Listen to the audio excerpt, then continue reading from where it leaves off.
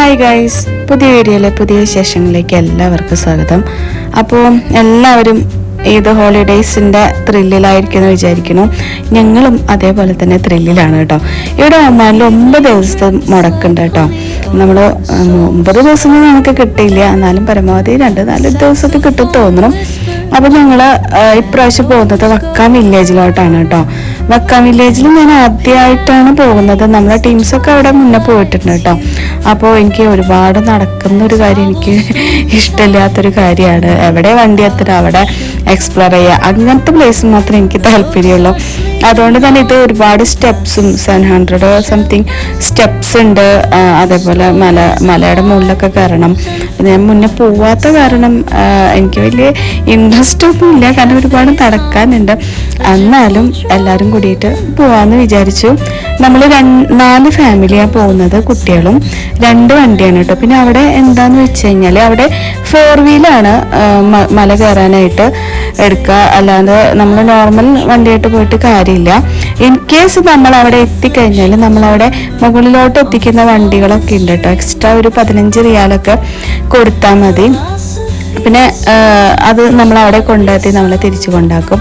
പിന്നെ നമ്മൾ വക്കാൻ വില്ലേജിൻ്റെ അവിടെ എത്തിയിട്ട് വണ്ടി നേരെ മല കയറണം കേട്ടോ. മല കാണാനുള്ള മലയുടെ മുകളിലേക്ക് വന്ന് പോകുന്ന ഒരു വ്യൂ ആണ് കേട്ടോ ഈ കാണുന്നത്.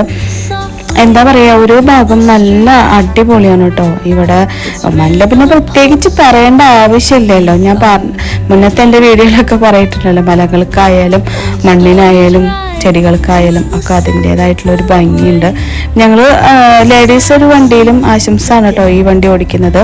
ഞങ്ങൾ മുകളിൽ കയറിക്കൊണ്ടിരിക്കുകയാണ്. സംഭവം എനിക്ക് ഫസ്റ്റ് ടൈം ആയതുകൊണ്ട് കുറച്ച് പേടിയൊക്കെ ഉണ്ടായിരുന്നു. എന്താ വെച്ച് കഴിഞ്ഞാൽ കുറച്ച് ഞങ്ങൾ വാത്തി ഷംസ് പോയപ്പോൾ അത്രയും ഇതേപോലത്തെ വഴിയൊക്കെ തന്നെയായിരുന്നു, പക്ഷെ ഇത്രയും ഹില്ലേരിയ അല്ലായിരുന്നു. പക്ഷെ ഇതൊരു നമുക്ക് പേടിയാവും സത്യം പറഞ്ഞു കഴിഞ്ഞാൽ. കയറുമ്പോൾ കുറച്ച് പേടി ഉണ്ടായിരുന്നു, പക്ഷെ ഇപ്പോൾ ഭയങ്കര എക്സ്പീരിയൻസ്ഡാണ്. ഇതിൽ മുന്നേ വന്നിട്ടൊക്കെ നല്ല പരിചയമുണ്ട്. അപ്പോൾ അതുകൊണ്ട് ഞങ്ങൾ പെട്ടെന്ന് തന്നെ എത്തിയിട്ടോ. ആ താഴത്ത് നിന്ന് ഒരു 10 മിനിറ്റോളം ഉണ്ട് ഈ സ്പോട്ടിലേക്ക്, വക്കാം വില്ലേജിൻ്റെ എൻട്രിയുടെ അവിടേക്ക് കയറാനുള്ള ആ ഒരു കയറ്റത്ത് എത്താനായിട്ട്. പിന്നെ നമ്മൾ പതുക്കെ അങ്ങോട്ട് വണ്ടി എടുത്തു അങ്ങോട്ട് എത്താൻ വേണ്ടി പോവുകയാണ് കേട്ടോ. പിന്നെ ഇതിൻ്റെ താഴെയൊക്കെ കൊക്കുകയാണ് കേട്ടോ. നമ്മൾ ചില ഈ ഒരു സ്പേസ് തന്നെ ഉള്ളൂ വണ്ടി കിടക്കാനായിട്ട്. വേറൊരു വണ്ടിയൊക്കെ വരികയാണെന്നുണ്ടെങ്കിൽ നമ്മളത് മുൻകൂട്ടി സിഗ്നലും കാര്യങ്ങളൊക്കെ കൊടുക്കും. അപ്പോൾ അവരവിടെ സൈഡാക്കി നിർത്തും, അങ്ങനെയൊക്കെ. പിന്നെ ഞങ്ങൾ ഏകദേശം കുറച്ചൊരു വൈകിട്ടുണ്ടായിരുന്നു, 5 മണി ഒക്കെ ആയിട്ടുണ്ട് നമ്മളവിടെ എത്തുമ്പോൾ. പിന്നെ ഫുഡും കാര്യങ്ങളൊന്നും കഴിച്ചിട്ടുണ്ടായിരുന്നില്ല. ഫുഡ് നമ്മൾ ഉച്ചയ്ക്കെത്തത് അവിടെ കയറി വക്കാം വില്ലേജിൽ കയറി അവിടെ ഏതെങ്കിലും സ്പേസ് എടുത്തിട്ട് അവിടെ ഇരിക്കാമെന്നാണ് കേട്ടോ വിചാരിച്ചത്. പക്ഷെ നിർഭാഗ്യവശാൽ നമുക്ക് ഒരു വണ്ടിയിലെ പെട്രോള് ഇത്തിരി പ്രശ്നമായതുകൊണ്ട് ഞങ്ങൾ ആദ്യം പോയ വണ്ടി കുട്ടികൾ അധികം 2 കുട്ടികൾ മറ്റേ വണ്ടിയിലായിരുന്നു.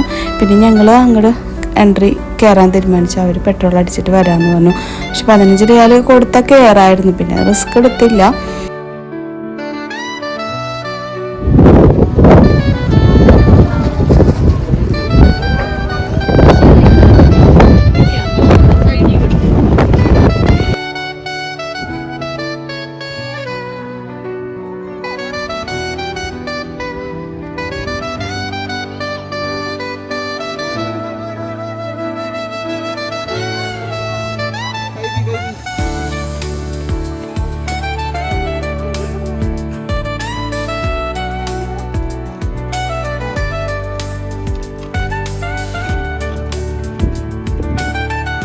ഇവിടുന്ന് വിട്ടിട്ടാണ് കേട്ടോ നമുക്ക് കയറാനുള്ള സ്റ്റെപ്സ് തുടങ്ങുന്നത്. കയറ്റം ഒരു രക്ഷയില്ല കേട്ടോ, കുറച്ച് ബുദ്ധിമുട്ട് തന്നെയായിരുന്നു. കുറേ നേരം നമ്മൾ നടക്കാണ്ടൊക്കെ ഇരുന്നിട്ടേ ഭയങ്കര ബുദ്ധിമുട്ടായിരുന്നു കയറാനൊക്കെ. ഇതേ ഈ വഴി കൂടെ പോകുമ്പോൾ ഇവരുടെ ആൾക്കാരൊക്കെ താമസിക്കുന്നൊക്കെ ഉണ്ട് കേട്ടോ. ഒമാനികളുടെ വീടുകളും കാര്യങ്ങളൊക്കെ ഉണ്ട്. ഇതിന് മുകളിൽ പോയി കഴിഞ്ഞാൽ ഒരു ഫാമൊക്കെ പോലെയാണ്, കൃഷിയുണ്ട്, എല്ലാം ഉണ്ട്. അപ്പോൾ അതൊക്കെ നോക്കുന്ന ആളുകളായിരിക്കും പിന്നെ ഇവിടെ താഴെയൊക്കെ സ്റ്റേ ചെയ്യുന്നത്. പിന്നെ ഈ ഒരു ഭാഗം കഴിഞ്ഞിട്ടാണ് പിന്നെ ഉള്ളിലേക്ക് കൃഷിയും കാര്യങ്ങളൊക്കെ വരുന്നത്. ഭയങ്കര ഭംഗിയുണ്ടായിരുന്നു കേട്ടോ. നല്ല പച്ചപ്പും നല്ല ഇത് മെയിനായിട്ട് എടുത്ത് പറയേണ്ടത് ഇവരിത് ഈ അറേഞ്ച്മെൻറ്റ് ചെയ്തിരിക്കുന്ന കാര്യങ്ങളൊക്കെ എല്ലാം അടിപൊളിയായിരുന്നു കേട്ടോ. മെയിൻ്റനൻസ് ഇങ്ങനെ ഫോളോ ചെയ്തുകൊണ്ടാണ് ഇത്രയും ഭംഗിയായിട്ട് തന്നെ എടുക്കുന്നത്. കാരണം അത്രയും റിസ്ക് എടുക്കുന്നുണ്ട് അവർ. ഈ താഴെ നിന്നിട്ട് മുകളിലേക്ക് പോയിട്ട് വീണ്ടും താഴെ വരുന്ന അത്രയും സ്പേസ് ഉണ്ട് ഇവിടെ നോക്കാനായാലും കൃഷിയായാലും ഒക്കെ ചെയ്ത് വെച്ചിരിക്കുന്നത്. അപ്പം അത് മെനക്കെട്ട് നോക്കുന്നവരെ സമ്മതിക്കണം. കാരണം നമുക്ക് ഈ കയറ്റം കയറി പകുതി വരെ പോകാനേ പറ്റുള്ളൂ എന്നെ സംബന്ധിച്ചിട്ട് കേട്ടോ. പക്ഷേ ഇത് ഡെയിലി കയറി ഇറങ്ങി നോക്കുന്ന ആളുകളുണ്ട്. അപ്പോൾ അവരെ സംബന്ധിച്ച് നോക്കുമ്പോൾ ഇത് ഭയങ്കര ഈസി ആയിരിക്കും, എന്നാലും ഭയങ്കര റിസ്ക് എടുത്തിട്ട് അവർ ചെയ്യുന്നുണ്ട്. കൃഷിയും കാര്യങ്ങളെല്ലാം അടിപൊളിയായിരുന്നു കേട്ടോ. ഞങ്ങൾ ഫുഡ് കഴിക്കാൻ ഇവിടെ ഒരു ഏരിയ തപ്പി നടക്കുമായിരുന്നു. എന്താ വെച്ചാൽ കാരണം ഇവിടെ എല്ലായിടത്തും ലാസ്റ്റ് ഇവർ വന്ന സമയത്ത് ഇവിടെ സ്പേസൊക്കെ ഉണ്ടായിരുന്നു. പക്ഷെ ആ സ്പേസിലെല്ലാം ഇവർ വിത്ത് പാവിയിട്ടുണ്ടായിരുന്നു പ്ലാന്റിനൊക്കെ ഉള്ള. അപ്പോൾ അതുകൊണ്ട് അവിടെ പ്രത്യേക ഇൻസ്ട്രക്ഷൻസൊക്കെ ഉണ്ടായിരുന്നു. അങ്ങോട്ട് എൻട്രി ആവരുതെന്നും സ്റ്റെപ്പ് വേ മാത്രം പോകാൻ പാടുള്ളൂ എന്നൊക്കെ ഉണ്ടായിരുന്നു. അങ്ങനെ പിന്നെ പെരുന്നാളിൻ്റെ അന്നായതുകൊണ്ട് ഞങ്ങൾ ഇത്രയും തിരക്കും കാര്യങ്ങളും പ്രതീക്ഷിച്ചിട്ടുണ്ടായിരുന്നില്ല. കാരണം എല്ലാവരും ഭക്ഷണം കഴിച്ച് വീട്ടിലിരിക്കുമ്പോൾ അന്ന് ആരും പുറത്തോട്ട് ഇറങ്ങില്ല എന്നുള്ള കൺസെപ്റ്റോട് കൂടിയിട്ടാണ് ഞങ്ങൾ പോയത്. പക്ഷേ അത് വെറും തെറ്റിദ്ധാരണ മാത്രമാണെന്ന് മനസ്സിലായി. കാരണം നല്ല ആൾക്കാരുണ്ടായിരുന്നു, ഒരുപാട് തിരക്കുണ്ടായിരുന്നു. അത്രയും അങ്ങോട്ട് പോകാനായാലും ഇങ്ങോട്ട് വരുമ്പോഴായാലും അത്യാവശ്യം ആൾക്കാർ അന്ന് അവിടെ വന്നിട്ടുണ്ടായിരുന്നു. പിന്നെ അവിടെയുള്ള കൃഷികൾ കാര്യങ്ങൾ അതൊന്നും നമുക്ക് തൊടാനോ പൊട്ടിക്കാനോ ഒന്നിനും അനുവാദമില്ല. അതൊക്കെ ഇവിടുത്തെ ലോക്കൽ പീപ്പിൾസിന് മാത്രം ഉള്ളതാണ്. ശരിക്കും ഈ ഭാഗമൊക്കെ കാണുമ്പോൾ ശരിക്കും നമ്മുടെ നാട്ടിലെ ഈ പറങ്കിമാവിൻ്റെ തോട്ടമൊക്കെ അല്ലേ, ആ ഒരു റേഞ്ചായിരുന്നു കേട്ടോ. അടിപൊളിയായിരുന്നു കേട്ടോ. ശരിക്കും പോയില്ലെങ്കിൽ മിസ് ആയേനെ. പക്ഷേ നമുക്ക് ആ സ്റ്റെപ്പ് നടക്കുന്ന ഒരു കാര്യത്തിൽ മാത്രമേ ഉള്ളൂ നമുക്ക് ഇത്തിരി ബുദ്ധിമുട്ടുണ്ടായിരുന്നത്. ബാക്കിയെല്ലാം വ്യൂവും എല്ലാം അടിപൊളിയായിരുന്നു കേട്ടോ.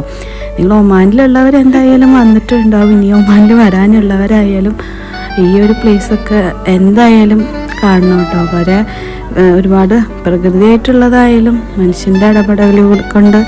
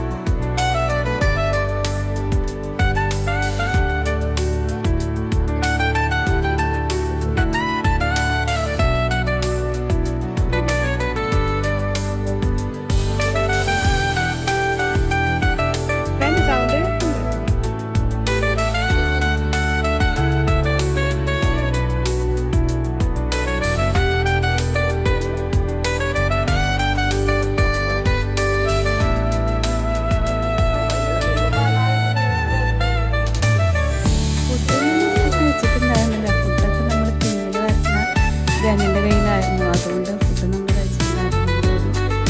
പ്ലേസ് കണ്ടുപിടിച്ചിട്ട് ഫുഡ് കഴിക്കാനുള്ള സെറ്റപ്പൊക്കെ നോക്കിയിരിക്കുമ്പോഴത്തേക്കും അവർ വരാമെന്ന് പറഞ്ഞു. അവർക്ക് വേണ്ടിയിട്ട് വെയിറ്റിംഗ് ആണ്. പിന്നെ ഇതിൻ്റെ മുകളിലൊരു ടെൻറ്റ് പോലത്തെ സംഭവത്തിലായിരുന്നു. അത് അവിടേക്ക് വരുന്നു. പക്ഷേ കുറച്ച് വെയിറ്റൊക്കെ ആയിട്ടുള്ള ആൾക്കാർ വരുമ്പോൾ നിൽക്കുന്നത്. അപ്പം പിന്നെ അവർക്ക് ബുദ്ധിമുട്ടാവുണ്ടാകുന്ന വിചാരിച്ചു. പക്ഷേ കുറച്ച് ആൾക്കാർ കൂടുതൽ മാറിയിട്ട്